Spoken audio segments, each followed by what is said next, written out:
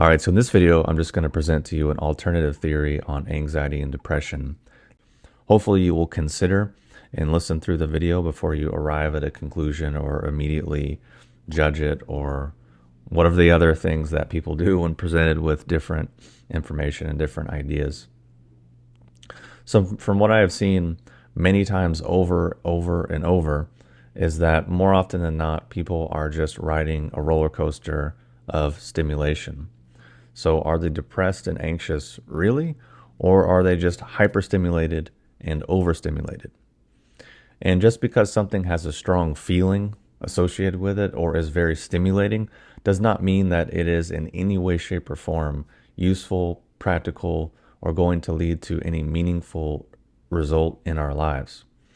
So by depressed, we can say that oftentimes this is the low point of the hyperstimulation, overstimulation cycle, where a person is maybe numbed out because they've been riding the wave too long and now their nervous system is just kind of like, okay, I can't take anymore.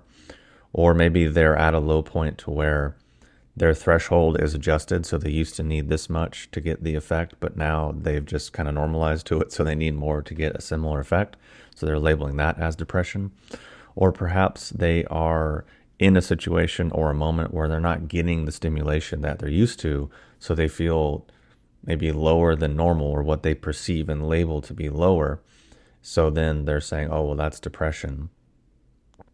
And whereas anxiety would be kind of the opposite, it would be kind of the high peak of the hyperstimulation, overstimulation cycle, where it's reaching the state where it's really jarring and destabilizing the nervous system, which will usually cause it to numb out and then go back to the depression thing, because these two things usually go hand in hand. And it's very common that people experience both, which is what I'm saying. It's really just two aspects of the same roller coaster, oftentimes just caused by the habituation and the patterning to just constant stimulation. That is more or less the social norm now, especially within Millennial and Gen Z generations.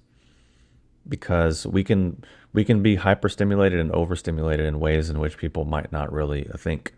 We can do this internally to ourselves through constantly thinking, constantly imagining different things, constantly worrying about something, constantly analyzing something. And then it can occur emotionally where people in our lives, the situation is dramatic or it's chaotic, so we're constantly getting stimulation from that. Or we're constantly listening to really stimulating music. We're constantly watching movies, TV shows. So this is all just layering on constant forms of emotional stimulation, especially if we already have it going on internally. This is just another layer. And then we can do the same thing mentally. Constant information, podcasts, news, thinking, rumination, analyzing.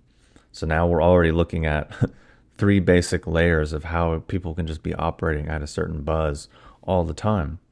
And then, of course, something that is somewhat easily relatable, which is like constantly shopping, buying new things, constant novelty seeking. And then, of course, doing different drugs, whether legitimate pharmaceutical or illicit pharmaceutical or psychedelics or plant medicines or alcohol or caffeine or tons of supplements or biohacking, having to do biohacking stuff like 24/7, constantly doing whatever, all type of, cold plunges, hot plunges, in addition to everything else, which of course on their own can be useful. And of course, everything I'm explaining and saying is somewhat part of a normal life and somewhat useful, of course. But I'm saying when you really take it all together and this becomes something that someone's constantly doing all the time, what that does is that creates stimulation. And we feel stimulation and we think, oh, this is good, this is positive, maybe I'll get a little bit more of that. But then what happens is what we used to do doesn't become enough, so we have to do more. And then just that becomes a pattern, that becomes a way of living in the world. And then social media is a perfect example of that. So attention spans have gone down, content has shrunk, and just everything's much faster. And there's actually way less content and way less information, but like in way less space. So it's like emptier, but you get more, but you feel empty, so you need more. And that's just the cycle. But the only reason that is occurring is because people like it, people are consuming it. The only reason people are liking it and consuming it is because they have the mindset, the psychology, and the nervous system that receives it. The only reason people are creating it is because people are consuming it. And the only reason people are creating it is because they themselves have a nervous system which thinks that's a great way to go about living life. So those go together. And then if you take that in account with everything else, basically what you end up with is the kind of behavior that, for sure, more often than not, statistically speaking, however you want to look at it, will most likely end up causing a person to feel empty, lost, stuck, which they mistakenly label as, oh, I'm depressed or I'm anxious. But in reality, the reason why that is occurring is because typically next to none of those stimulation seeking behaviors are genuinely moving a person forward in their life. You're not genuinely moving them toward their goals or providing any real basis for genuine satisfaction.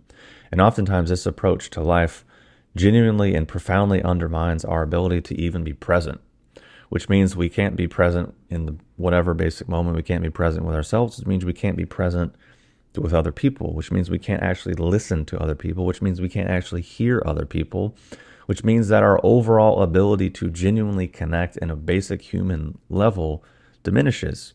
Which, what do you think that leads to?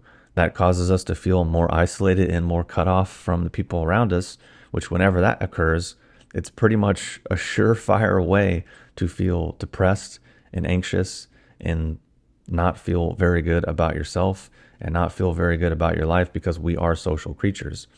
It's pretty much a pretty well-established thing that when you remove any kind of social animal like we are and isolate them from their group and isolate them from their ability to connect to their tribe, their group, their family, whatever you want to call it, they typically don't feel good, and they, on extreme cases, don't want to live anymore. They move towards that, which depression, anxiety, does that sound familiar in any way, shape, or form?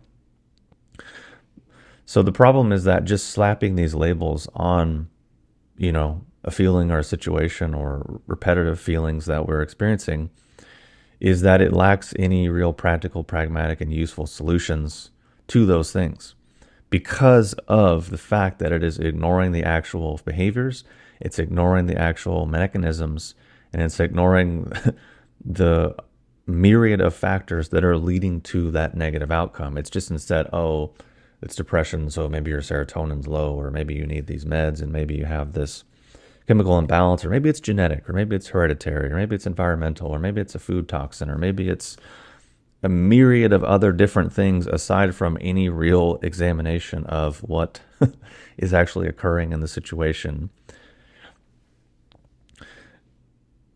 And of course, medication, talk therapy, supplements, biohacking, all these things, of course, can be useful. They can be helpful. They can be supportive. They can be supplemental. But in reality, unless the actual behaviors and mechanisms are acknowledged, identified, understood, clarified, and then altered, it's pretty likely that the negative outcomes are just going to keep occurring. Because it's just like, if I keep putting my hand on a burning stove, my hand's going to keep getting burnt. That's just kind of facts. If it's raining and I go outside without any preparation, I'm going to get wet. That's just kind of common sense practicality. But if I can change or adapt to the situation, then of course there might be a different outcome. And just to reiterate, just because something has a strong feeling associated with it or is super stimulating doesn't mean that it's in any way, shape, or form useful, practical, or going to lead to any meaningful outcome in our life. Why I say that is because oftentimes the most positive things we can do for ourselves, the most useful things, the most beneficial things, the most productive things don't feel very good. And oftentimes aren't particularly stimulating, and oftentimes can be quite boring. They can be quite the opposite. And sometimes they can be boring, they can be unstimulating, and oftentimes they can sometimes feel negative. Exercising, if you're not used to it, feels terrible. And to me, this is proven because when I see people exercising or going to the gym or whatever, they're like having to hype themselves up on a bunch of music or all this pre-workout stuff or all these caffeine or stimulant-based things, or you go in the gym and the music is like so loud that you can't even hear yourself talk. There's TVs literally every single place that you can look, And then on top of that, people are listening to music. And then on top of that, they're doing caffeine and supplements and all this pre-workout stuff. And they're looking at all this motivational stuff online. And they're listening to motivational stuff. And they're following fitness influencers. And they're documenting their journey. So they're just layering so much stimulation. Because it's not enough that there's music blaring. It's not enough that there's constant TVs. It's not enough there's a bunch of other people. It's not enough that you're actually legitimately working and stimulating your adrenaline and your cortisol and your blood circulation through just moving your body. It's not enough that you're listening to music. It's not enough that you're following all these people on Instagram and you need people motivating you and coaching you and inspiring you and you have to track your journey. You have to do all this stuff just to exercise, just to like walk on a treadmill or run or lift weights.